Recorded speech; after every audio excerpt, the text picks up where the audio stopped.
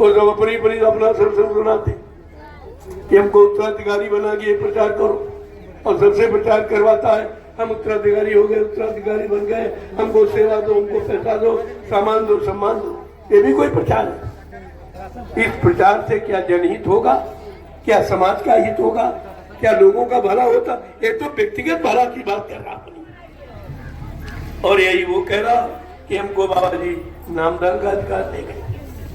उसको ये भी नहीं, एक व्यक्ति 4 अप्रैल 2005 को, लेकिन वो तारीख कोई नहीं बताएगा। 4 अप्रैल 2005 को एक बिहार से आया प्रेमी, उसने कहा कि स्वामी जी हमारे पिताजी नामदान देते, कहते स्वामी जी का आदेश मिल गया।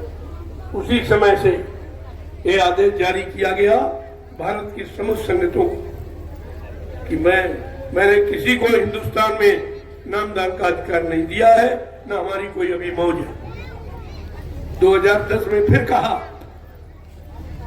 बच्चा न मेरे यहाँ कोई अध्यक्ष बनेगा, न मंत्री बनेगा, न वक्ता प्रवक्ता बनेगा, सब लोग सेवादार बनो, भजनानंदी बनो। परिवर्तन सेवादारों से, भजनानंदियों से होगा, अध्यक्ष मंत्रियों से, वक्ताओं से, नेताओं से। ये धार्मिक धारा का परिवर्तन न कभी हुआ है और न कभी होगा। फिर 11 में कहा, 11 में फिर कहा कि मैंने हिंदुस्तान में किसी को भी नामदान देने का कोई अधिकार न दिया है, न हमारी कोई ऐसी मौज है, क्योंकि नामदान देने के काबिल अभी कोई नहीं। अब वो 2-7 की बात कह रहा। 11 ये आप गुरु का आदेश मानते हो कि स्वार्थी का आदेश? ये तीनों आदेश उठा लीजिए, तीनों तारीखों के आप देख लीजिए। जो 40 व्यक्ति मथुरा में रहते, पापा जी ने कहा बच्चा तुमने तो कुछ किया ही नहीं, न तुमने भजन किया, न तुमने सेवा की है, न सेवा कभी दी है। ऐसा करो तुम अब भजन करो, घर जाओ, सब लोग घर जाओ, भजन करो। बस इन लोगों ने समझा अब बाबा जी इनको निकाल देंगे। और इन्होंने रात्रि में मीटिंग की कि बाबा जी सबको निकालना चाहते, कोई न कोई षड्यंत्र करो। तब इन्होंने जहर देना प्रारंभ किया था भोजन में, और सर्वप्रथम इसी ने जहर दिया, उज्जैन वाले ने। सबसे बड़ा तो गुरु का शत्रु यही है जिसके पीछे तुम दौड़ रहे हो। 4 अप्रैल 2005 को ये स्लो पॉइजन भोजन में देना शुरू किया था। तो आज कहते गुरु है, आज कहते गुरु भक्त है, उसको आदेश हो गया। तुम्हें कुछ पता भी नहीं, कुछ वो भी इनको सफलता नहीं मिली। आप लोग मथुरा जाते रहे हो, देखा होगा कि मंदिर के परिसर में एक चार्ट लगाया गया था जिसमें जहर की पुड़ियां छिपकाई गई थी। लोगों ने पूछा स्वामी जी ये कहाँ से? कहा बच्चा सब मेरे शरीर से निकला है। कहा किसने दिया? कहा सब इन्हीं लोगों ने दिया। ये भी नहीं समझ पाए ये मूढ़ ज्ञानी कि जो जहर जिसका कुछ नहीं कर पाया, आखिर का ये इंसान है कि भगवान का भगवान है। फिर भी नहीं समझते, फिर षड्यंत्र में जुटे रहे। 7 मई को इन्होंने फिर शुरुआत किया, एक योजना बनाई और मेदांता में जाके 1 करोड़ में बाबा जी का सौदा किया। डॉक्टरों से कहा 1 करोड़ ले लो, या तो बाबा जी के जहर दे के मार दो, या विदेशी डॉक्टर आते हैं वो हवाई जहाज से बाबा जी को अपने देश में ले जाए और मार के फेंकवा दे। तो उन्हें क्या पता, जो भगवान का भगवान है उसको इंसान कुछ कर पाएगा? ये काली शीशे की गाड़ी में लेकर मेदांता गई। जब मेदांता पहुंची गाड़ी, तो गाड़ी खोली तो बाबा जी ने धारा अंतर ध्यान।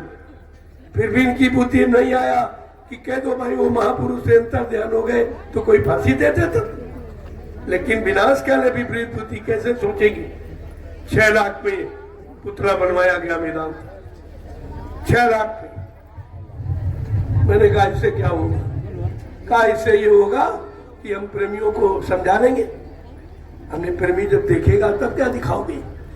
कहा वो सब हो जाएगा। बस ये लेकर मथुरा पहुंचे तो 2:30 बजे पहुंचे और फिर से वो पुतले को उठाया और कमरे में बंद कर दिया, ताला लगा दिया।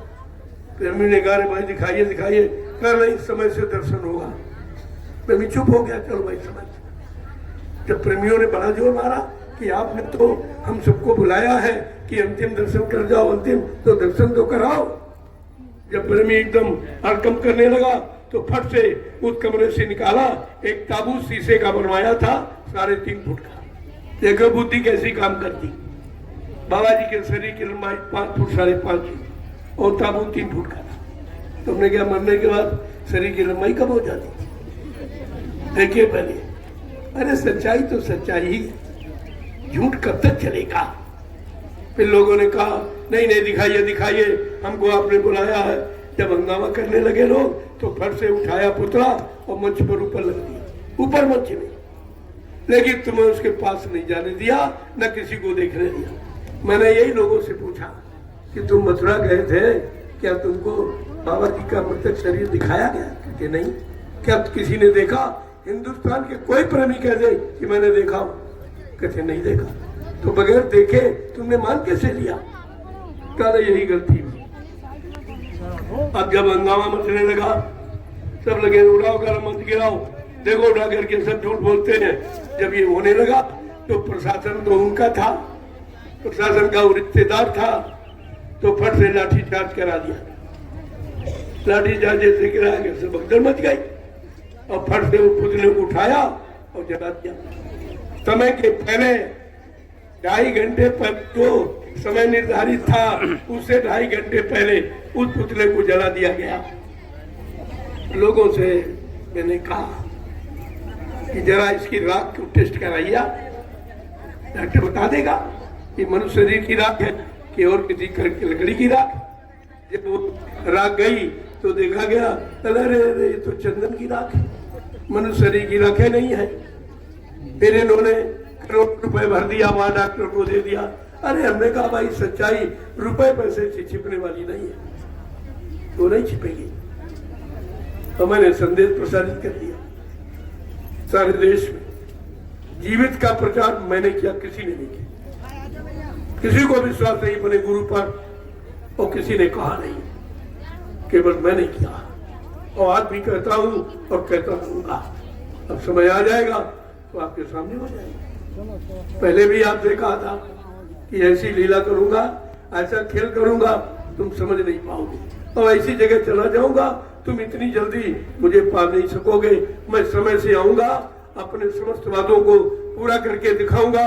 लेकिन प्रेमियों, तुम मेरा इंतजार भजन करके करते रहना। किसी ने इंतजार किया है? इतने खड़े हो, सब भगोड़े हो, किसी ने इंतजार किया अपने गुरु का? कुछ नहीं, कुछ नहीं, सब भगोड़े। इन भगोड़ों से काम नहीं होगा। इसीलिए मैं भीड़ से मतलब किसी काम की उम्मीद नहीं रखता हूँ। मथुरा में इतनी भीड़ लगी, कुछ नहीं हुआ, और यहाँ इतनी भीड़ आई, क्या ये काम करने वाले हैं? इसमें कोई बिरला ही जो द्वार, बिरला कोई संत सिपाही जो द्वार तुम्हारे आया वो परिवर्तन करेगा। परिवर्तन उसकी बस की बात है। इसलिए अब भी सबसे पीछा छुड़ा लो, चुपचाप भजन करो। बात में समझ नहीं आ रही बात तो चुपचाप भजन करो।